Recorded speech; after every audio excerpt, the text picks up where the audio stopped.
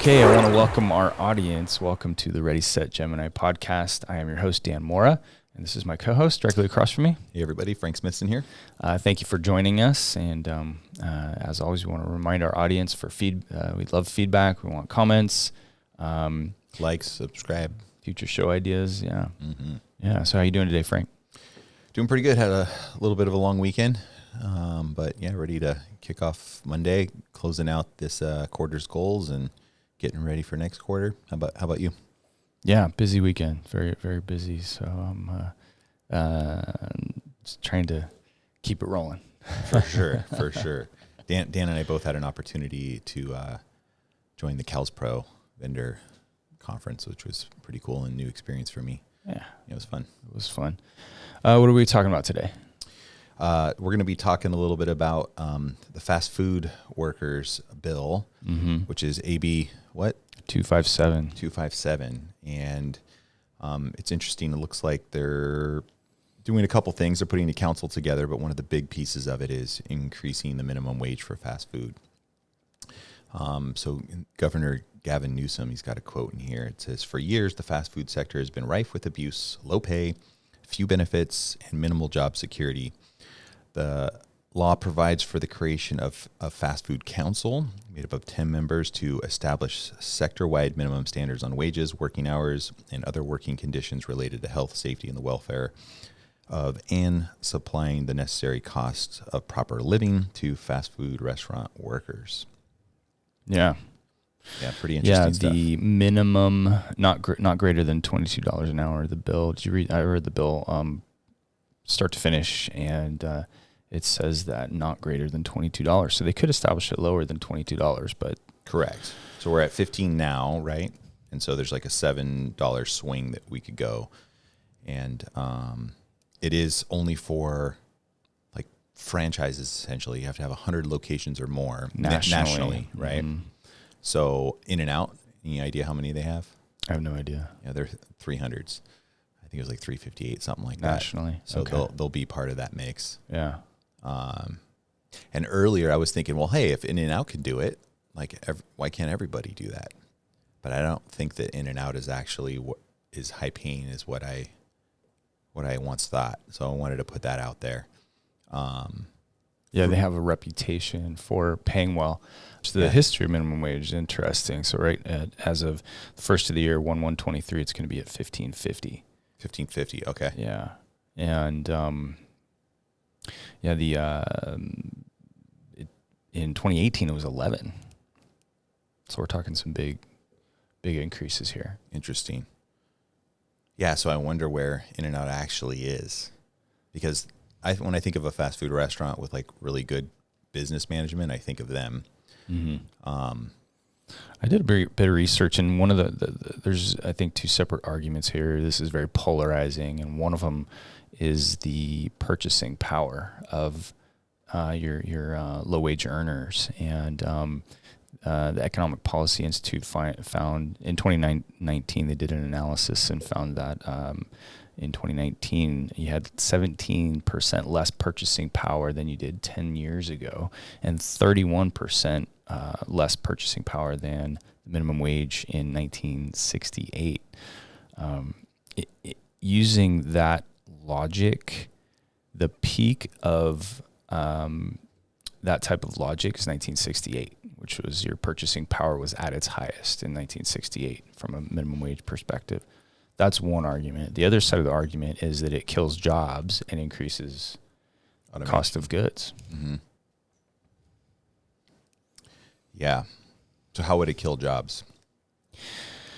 My research, that's a good question. I think one of them is automation. I think, and that's already happening. Mm-hmm.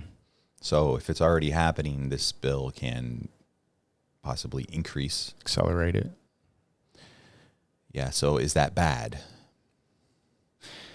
Is there less jobs available? Is unemployment going to go higher as a result? And what is the result of unemployment? Yeah, no, so to me, it's like the people that are going to be left and still staying employed are going to make more money, maybe have more opportunity to kind of come into the middle class. But at the same time, the people that are getting replaced by kiosks to go in and like put in your order, those people now have to find work elsewhere, and I'm sure it's already some level of difficulty. Mm-hmm. Yeah, there's a Congressional Budget Office report that 1.4 million jobs would be lost by the time the federal minimum wage reaches $15 in 2025. There was this is a disputed though report. One other dispute said it could be low as $500,000 or 500,000 jobs as opposed to 1.4 million. That's a 0.9% of employment. That 1.4 million jobs. It's like, yeah, what are the answers? I have no idea, like, the direction that we should go. Like, if you keep minimum wage low, you're in a situation where the people can't even afford to get fast food in the first place. These people are not shopping at Whole Foods, right? Mm-hmm. And if the price of these burgers go up, now you're making it even more difficult for them. But at the same time, the people that are eating McDonald's are the people that are working at McDonald's because they can't afford to go somewhere else. So it's like we're caught in this paradigm. You have to make some decisions. Like, what do you do? Like, how do you get people to be able to be better earners? This is one path. Training, education. The CBO, the Congressional Budget Office, also estimated that at $15 federal minimum wage, 1 million people would be brought out of poverty. Yeah, until they're automated out and then they don't have a job at all. So maybe they're going right back in. Like, I'm curious how they do their estimations and how they make those conclusions and what time frames. Like, maybe initially, right? But if, over the course of 1, 2, 3 years, we have, automation go up significantly, then all of that work goes back away.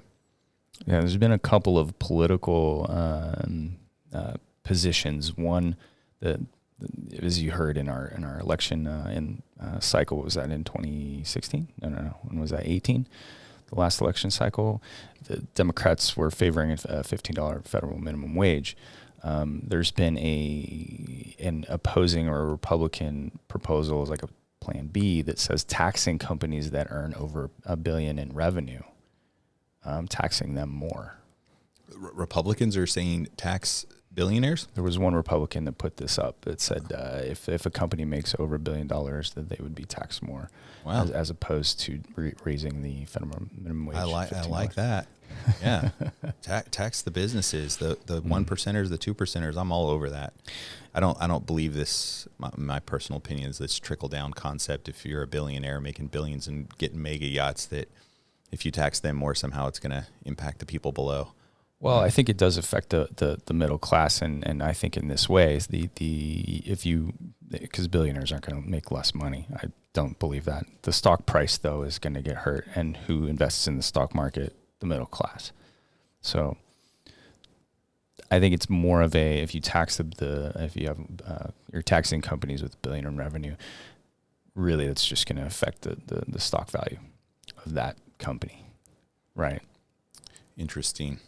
Yeah, my take and opinion on it. I'm curious. You make the claim the middle class are who are doing the stocks. I'd like to see some numbers on that.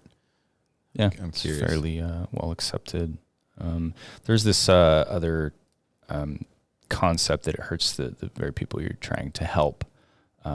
Supply and demand. This is the concept of, and this has been somewhat debunked. There was a big study done out of Seattle, because Seattle in 2014 made the move to increase minimum wage, and that was a very The study, there's two studies done afterwards, one in 2017 and one in 2018.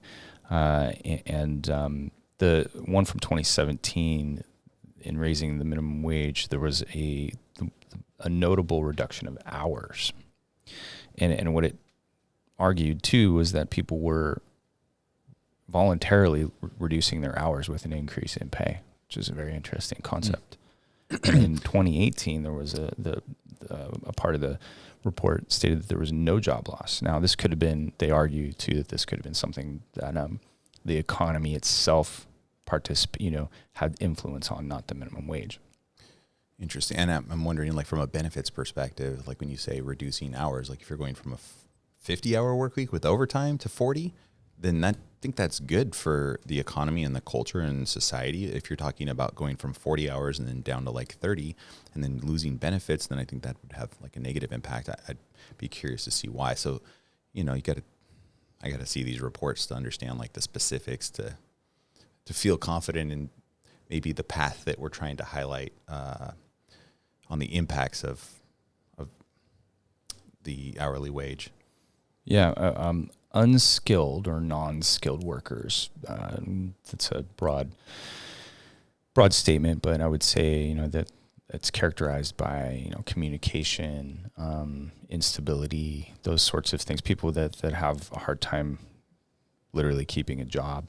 I wonder how it's going to affect that segment. Typically, I'm a small business owner, but when I was a small business owner, when starting the business, it was, I didn't consider hiring people with no skill. So little skill kind of was what I was looking for, someone that had basic communication skills. But I would think twice about starting a business at those numbers. It would be, it makes it difficult to compete. Businesses too, right? Like if you're already in business and you have, slightly above skilled workers, let's say you're paying $20 an hour, and now all of a sudden the burger joints pay $22. Mm-hmm. Is that small business going to have to raise their rates, right, to then compete with burger flippers? But I'm still skeptical. Like, are people, you can come over at Gemini and earn above minimum wage. Maybe our very entry level workers. I don't know the specific numbers, but maybe they're making less than that $22 an hour. Let's just guess. Are they going to want to go flip burgers even if they get paid $1 more? I think that's what Gemini and employers that are providing have been differentiating themselves from food service and like retail. Employers that have been differentiating themselves between those types of jobs, stable hours and health benefits, they're going to have to set up a new narrative that says, I understand they're paying more, but that's comparing apples to oranges. And what we're trying to do is set you up for a long-term career. A future, yeah. Right, as opposed to... Where do you go if you're flipping burgers? I mean, I'd be curious, is the CEO of McDonald's, did she start off from flipping burgers? Probably not. Like, it doesn't seem like there's a lot of paths to go. Like, you go up to a management, maybe you become a franchise owner. Well, we have a successful manager that did really well in fast food, and I don't think that it's wrong for people to go there, but I think it's a stepping stone. Sure. I think it's a stepping stone. Most people don't want that type of environment. It's not the most favorable environment. You're dealing with the public. You're dealing with difficult customers at times. I was just talking to somebody who was at a restaurant over the weekend, and somebody flipped out, was throwing chairs all over the restaurant. Just kind of, so you have to deal with that, and as opposed to office job where you're dealing with maybe broken printers and don't trip over that cable type of thing.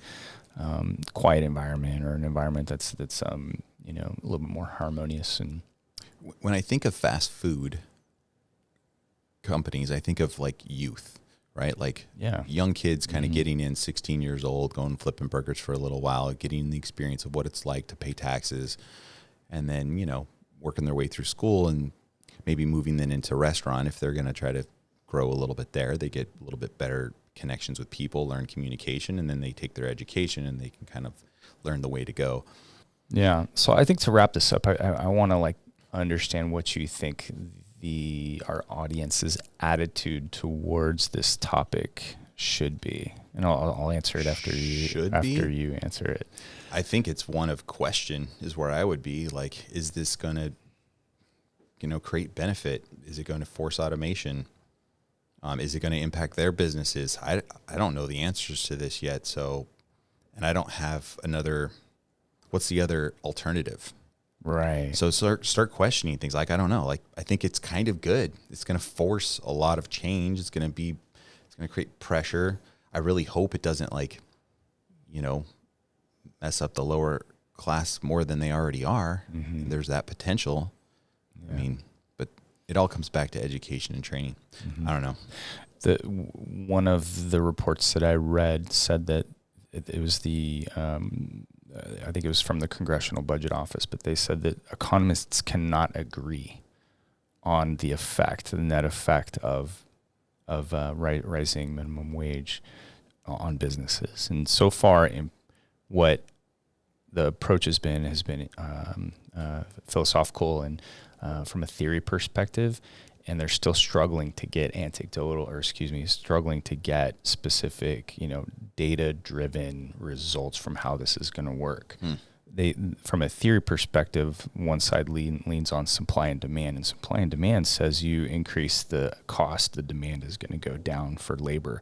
So as an employer, if the cost goes up, I'm going to want less labor. And that makes sense. And from my perspective, I would say that that's very true. For me, the takeaway and what my attitude towards this is a tide that I, as a layman as a citizen of this economy, I just have to do what I have to do to contribute positively to the economy. It's my job to make sure that my employees are paid well enough that they feel satisfied with their job and they're not going to go looking elsewhere. And then I also feel for the non-skilled workers, because I'm not hiring non-skilled workers. But where do those people go? Because I feel like they're the ones that are probably going to be left out. I know we're trying to wrap up here. The supply and demand concept, there's one saving grace in this bill, and it's the 100 or more franchise. So this is going to burden the McDonald's, the Burger Kings, the Wendy's. But will it also create more opportunity for small business to come in and compete on price because they're able to hire a $15 an hour worker and not have to pay the $22 rate, and they're competing against the same market? Mm-hmm. So, I mean, it'd be great to see some more unique one-offs and some good food. Yeah. I only eat In-N-Out, and they were, not too long ago, probably 100 location type company. Mm-hmm. Who knows what they'll look like when they have thousands, or I don't know how many McDonald's has, hundreds of thousands of locations. So if you have to pay more to make the burger and you increase the price, if the populace of the people that are buying the food can afford that price, then you won't lose market share. Right. But if you're already marketing to this lower class people, you can't raise the price, because if you want to sell something, so that's where the automation comes into play, right? So they're going to have to find creative ways to reduce costs without. The study also kind of talked about that what they do is they disperse the raise throughout the entire organization, as opposed to just focusing it on the food itself. That makes sense. So the increase in price was not of food. The inflation in general, though, is so apparent and obvious because it's political and it's in your face, that as a business owner, you're going to have to respond all the time. I mean, you're just constantly like this for that. Okay, it's coming at me. Okay, how do you're just constantly looking at the economics of your organization. For small businesses, they just don't do that. They're just like, yeah, I'll just raise the price of my hamburger. Yeah, they don't know what other way to compete. Plus, they don't have capital to be able to do actions that will make them be more efficient, right? Like automation. Yeah. Even training, it's not like training just happens for free with the people you have. You have to put resource into that. And costs if you money, yeah. take resource away from other things they're doing, now other areas of the business fail. Yeah, it's just a big cycle. But that does make sense. So it's like the people that are above the middle class already, and then middle upper and the top people, if don't give them the increases, give them to the bottom. And Gemini's done that on quite a few occasions where it's like, hey, we can't take a look at the high earners right now. We need to take care of everybody. And right now, the people that hurt the most, here's where it's at. Mm-hmm. Yeah, I think the law office is the same. And they're going to be put into the same situation we are. The pressure coming traditionally, paralegals and legal staff have been paid better, but now they're going to have file to, clerks. I think we all as business owners have to wrestle with $22 an hour. Wow. Okay. So it's not, you can go work flipping burgers.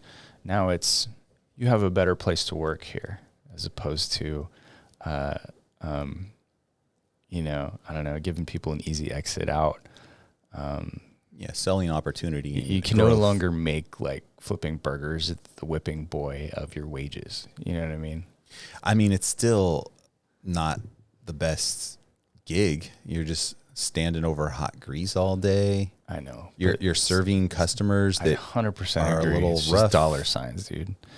Like for somebody that's struggling, if we're really talking about somebody that's struggling, like, man, they have to make that decision. They have to make that decision. Have to work 2 jobs too, right? Right. You know, hey, I mean, if it can get somebody from working 2 jobs to only having to work 1, I mean, it's better for them. They can spend more time with their family, right? What's the economic benefit of that? For sure. Yeah. Those are even harder those are almost impossible to even measure. Those types of like studies to like, okay, well, how much, does this increase, I don't know, divorce rates or decrease divorce rates? Yeah. For example. Yeah. That would be a pretty cool study. Man, it paralysis by analysis seems like it can happen really easy with politics about what can get done. This is the theme that you've been talking about recently, and I'm kind of like starting to gravitate towards understanding that dynamic. And it's like, got to pull the trigger and then just see what happens on the outside, because you don't have time to do all of those studies, right? Mm-hmm. Yeah, they so the in workers' compensation they raised the doctor rates. Now it had been 15 years since they raised the doctor rates, but they raised it very significantly with that $3 per page of review of pages. Completely arbitrary. That number, I did research. I looked in to see how that number came. We don't even know. Nobody knows how $3 became the number for a per page rate to review doctor's records. Well, I wish I was a doctor. That's a pretty cool number, especially if 1,000-page document. But think about it. That big of a raise affects many, many, many, many people. So, and it was arbitrary. Does it trickle down to impacting like the employers? Or is the insurance company now going to raise their rates? That then the employers are going to get hit and they're going to have difficulty paying the wages. It's like all interconnected. Yeah, I know. All right. Well, that'll wrap up our discussion. Again, we want to hear from our audience. We'd love to hear your feedback. Like, subscribe, follow, comment, and looking for new topics. As always, it's been a pleasure, Frank. Thanks.